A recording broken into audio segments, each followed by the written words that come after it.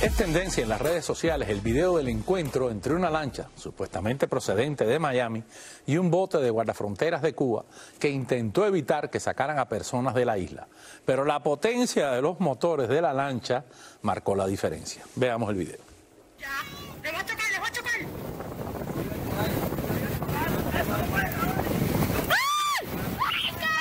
Esperando que se acercaran. Corre, ay, mi madre. Mira para acá como lloran, mira. Yo lo voy a coger.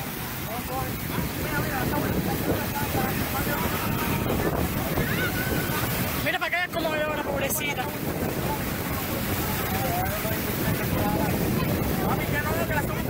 Mira para qué, oye. Lo que cayó por ahí para allá. Claro.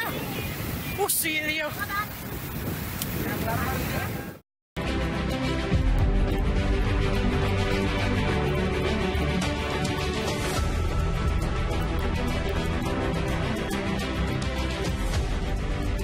Una fuente de la página digital Periódico Cubano contactó con Joel Simón Rodríguez, el esbirro que agredió a una mujer durante una de las protestas antigubernamentales en La Habana, quien reconoció con orgullo ser el mismo hombre captado por las cámaras. Dijo: fui yo y qué, así lo admitió.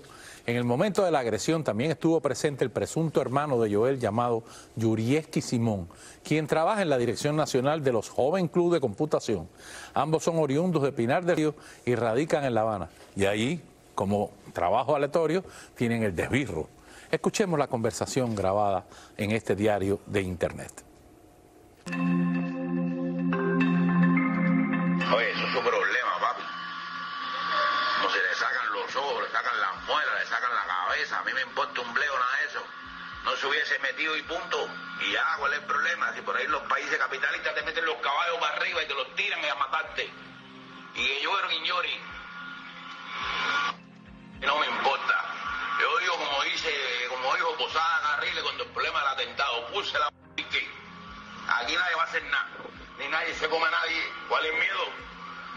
O tú ves un hombre comerse a otro, mordía ahí a trozo, entonces tú eres un tiburón. Aquí nadie le va a hacer nada a nadie, ni a mí, ni a la familia, ni a nadie. Porque si te digo que la política no me importa, porque no me importa la política, no soy político, pero sí me siento revolucionario y me siento cubano, y hay que matarme por esto. Hoy, mañana y siempre. Te lo digo a ti, no me importa ni quién tú eres, que no te conozco. A ti y a quien tenga que decírselo, no tengo miedo. Porque si te digo que la política no me importa, porque no me importa la política, no soy político.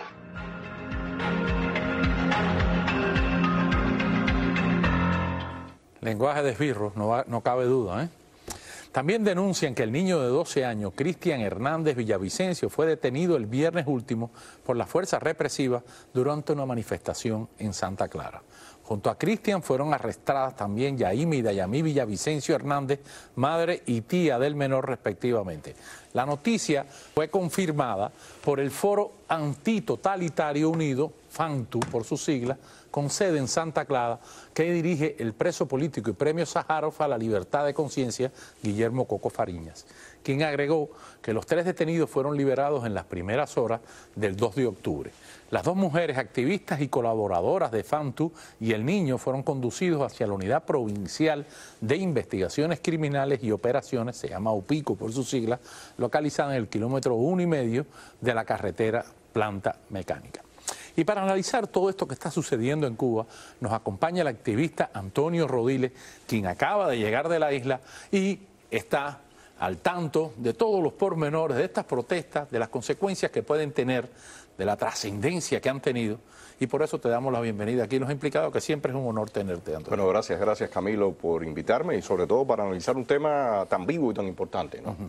¿Cómo lo viste? ¿Qué piensas? Mira, es evidente que se ha roto a partir del 11 de julio, pero por más que ha intentado el régimen, no ha logrado apagar la llama. Se ha roto esa inercia o esa hipnosis que había en el pueblo cubano. ¿No lo llamas miedo? Sí, por supuesto es miedo, pero no diría que el miedo en todo el sentido se ha perdido, pero sí esa barrera de al menos atreverse. Después la gente se retrae por la represión y demás, pero la gente se está atreviendo. O sea, hay una reacción natural de los que estamos del lado acá. Cada vez que vemos un fenómeno de esto, decimos, ahora sí, ahora sí.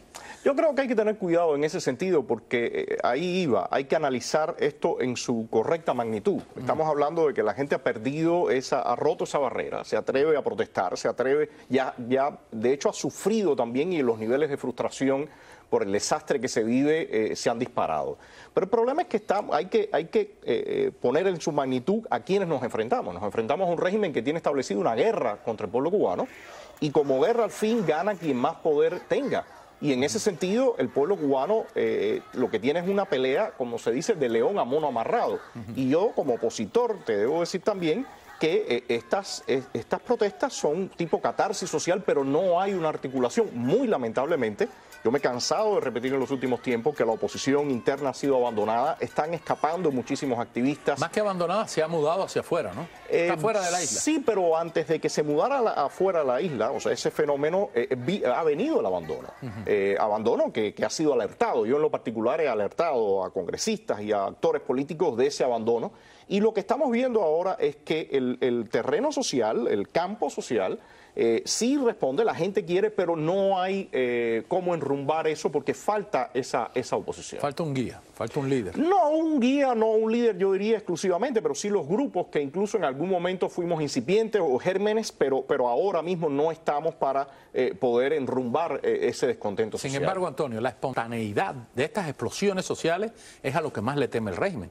Parece que ellos tienen experiencia en lidiar con opositores, con grupos opositores, sí, pero no Camilo, con este desorden espontáneo, sí, esta explosión porque, espontánea. Los cambios en los países siempre tienen ambos elementos. Tiene por una parte la espontaneidad y el descontento de la gente, pero tiene que tener un rumbo, tiene que tener una guía, que es lo que se vio, por ejemplo, en países excomunistas de Europa Occidental o en otros países donde se ha logrado terminar con estos sistemas.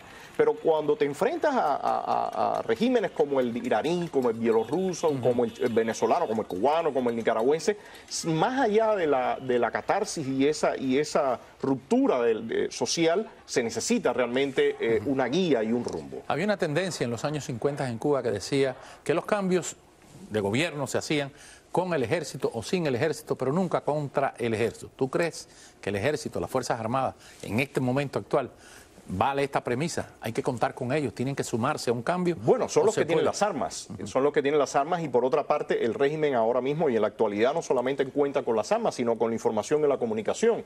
Uno de los elementos principales que hemos visto es que cuando empiezan estas protestas enseguida viene el apagón y el pueblo y la gente se queda como ciega, no sabe qué está pasando ni siquiera a unas cuadras de donde están. El apagón de Internet. El apagón de Internet. Sin embargo, con este apagón de Internet y todo, que hubo un fuerte apagón de Internet, nos llegaron videos, nos llegaron informaciones, aunque no para movilizar al pueblo, sino horas después. Ese es el punto, o sea, la respuesta está y los videos salen, pero la articulación es a lo que yo me refiero si estamos pensando en un paso más allá, que no sea esa protesta nada. Y finalmente, los que dicen que el escenario es el peor que puede haber, que el pueblo tiene cada vez menos que perder, que la situación es grave, que no hay nada, que no hay ningún producto básico, que no hay electricidad, que no hay esperanza de nada y que eso es lo que está llevando a que suceda en cualquier momento una explosión social. ¿Puede ser? Pues es una combinación de muchas cosas y también el cansancio. Son 63 años de repetir un mismo discurso. Realmente a quienes le están, o los rostros que están mostrando, tienen muy poca garra en lo político. Díaz-Canel, este individuo que pusieron y quizás creyeron que iban a dar un poquitico más la talla, ha sido un desastre. Y todos estos secretarios del partido, del Poder Popular, la gente son unos totales desconocidos. O sea, ya es otro momento al que se vivió hace años atrás, donde se habían mitificado ciertas figuras y ciertos personajes que ahora las personas que salen a dar el frente son perfectos desconocidos. Pero que según tú me explicas también hay un vacío del lado de enfrente. Sí, de la oposición. Hay un vacío y una falta, yo diría, de estrategia, y no lo pongo en la oposición principalmente. La oposición se ha ido vaciando. Yo insisto en que desde el exterior hay una falta de estrategia y una falta de foco de lo que ocurre al interior de la isla y se crean permanentemente falsas expectativas. ¿Qué puede pasar hasta diciembre? Rápidamente para terminar. Pues no bueno, veremos a ver qué ocurre, si viene otro huracán o algo que provoque una inestabilidad, porque por lo que se ha visto, esto va de momento momentos de inestabilidad en otros, y hay veces son difíciles de predecir, son imponderables, ¿no? Son imponderables, pero lo que sí parece es que estas $1 personas... a 200 ya. Ya está a 200, y un mercado negro cada vez más flaco. Exactamente. Lamentablemente el mercado negro era lo que abastecía fundamentalmente a la familia cubana, pero no hay de dónde robar. Bueno, muchísimas gracias por tenerte. Gracias por la invitación. Un placer siempre compartir contigo aquí en Los Gracias Implicados. por la invitación. Y espero que antes de irte nos vuelvas a pasar por aquí, porque Antonio Rodiles, tú sí regresas. Bueno, estoy por allá, estoy por allá. Ok, muchísimas gracias.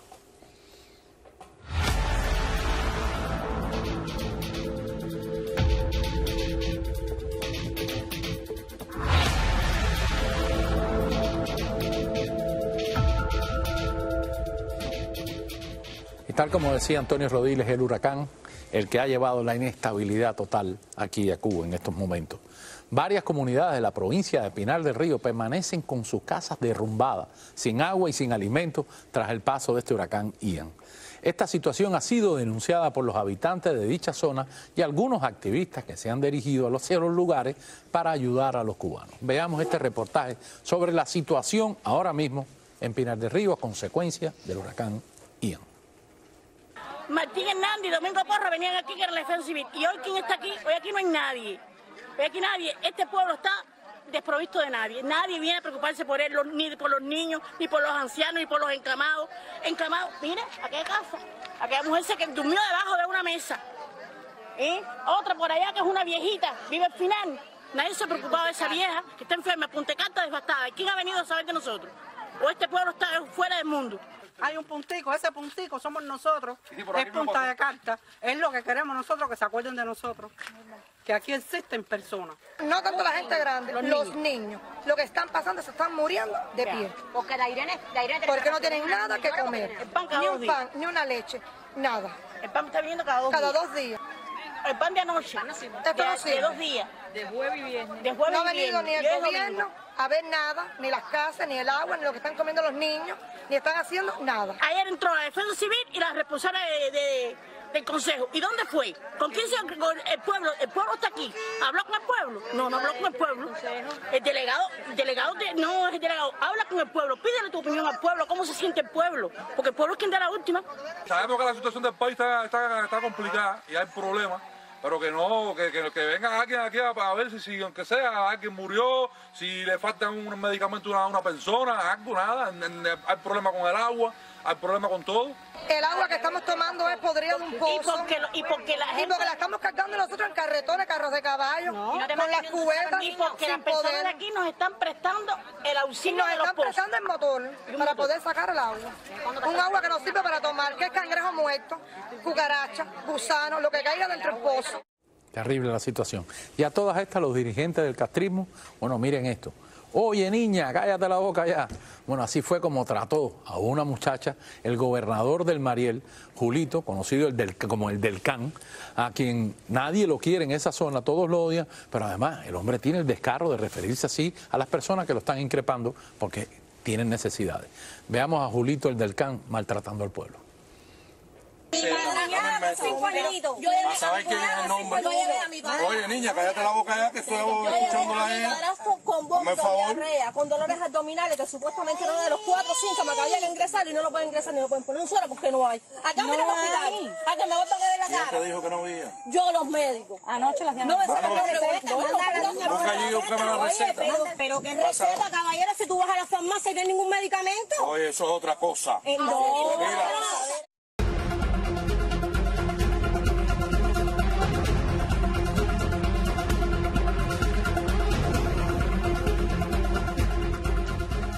Para lo que sí tiene dinero la dictadura cubana es para comprar espacio en el importante periódico de los Estados Unidos, The New York Times, para publicar un llamado al presidente Biden para que restablezca las relaciones con Cuba.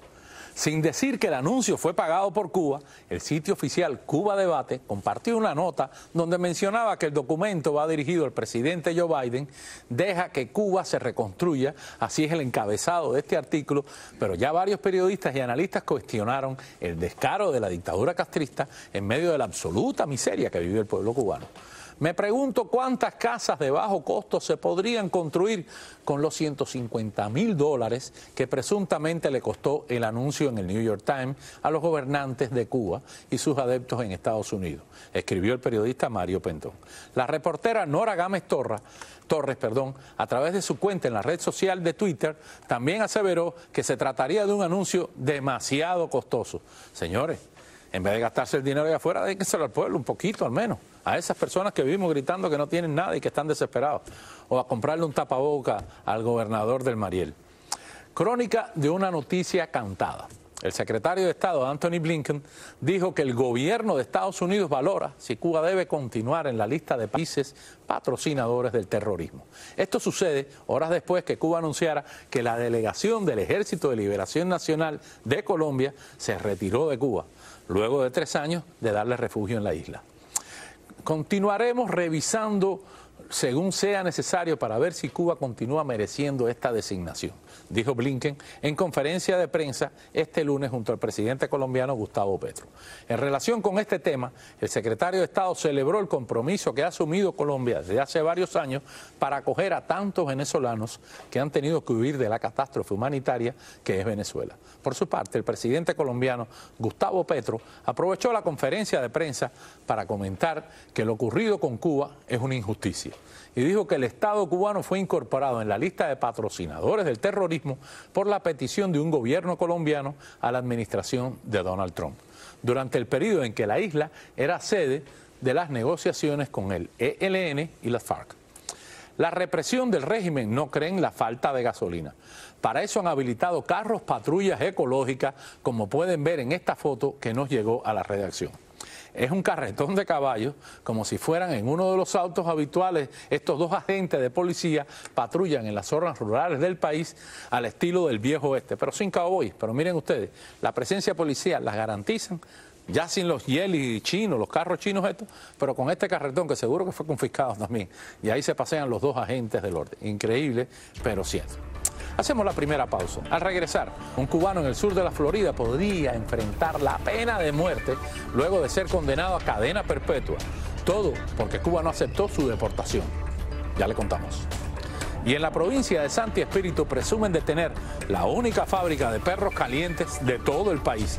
Eso sí, para venderlos en moneda libremente convertible, no en pesos cubanos. Una sola fábrica de perros calientes para todo el país. Dios mío. Ya volvemos, no se lo pierdan.